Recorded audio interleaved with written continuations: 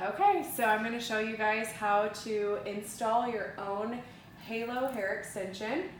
You'll need a comb with a pointy end, and then you basically just take a circle out of the top of your head. I tried to make it as clean as possible, but even if you were to use your nails to make this circle and make your section, it would work. I normally do about that much, but if you need to go deeper, like lower on your head, you totally can.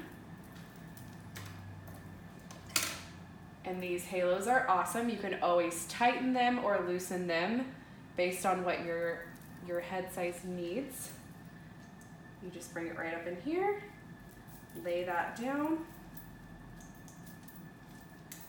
take your hair down, and then give it a quick comb over the top. And voila, that's it.